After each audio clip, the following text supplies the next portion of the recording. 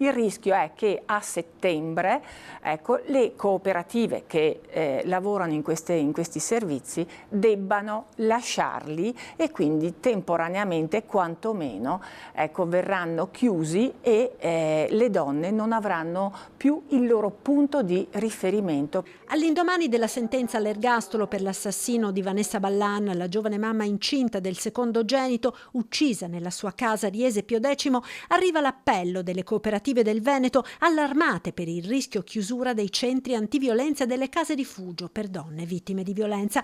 Tutto ha origine da un provvedimento previsto dall'intesa Stato-Regioni del 2022. Prevede che chi può gestire centri antiviolenza, case rifugio, abbia da almeno 5 anni previsto nel proprio statuto come oggetto sociale l'attività di supporto, organizzazione e gestione dei centri antiviolenza e case rifugio, ma soprattutto che sia un'attività prevalente per l'ente.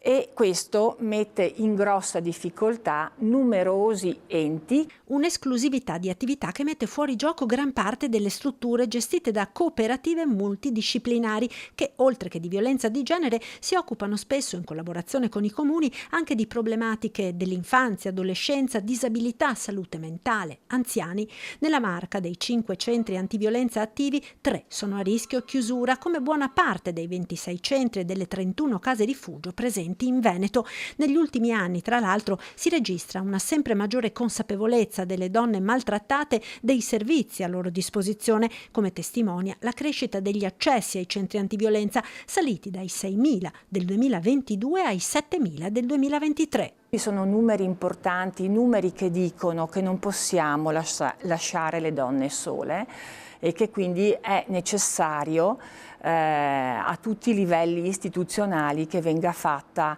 un'azione presso il Ministero affinché, ecco, si trovino delle soluzioni che permettano di dare continuità a servizi così importanti oggi per le nostre comunità.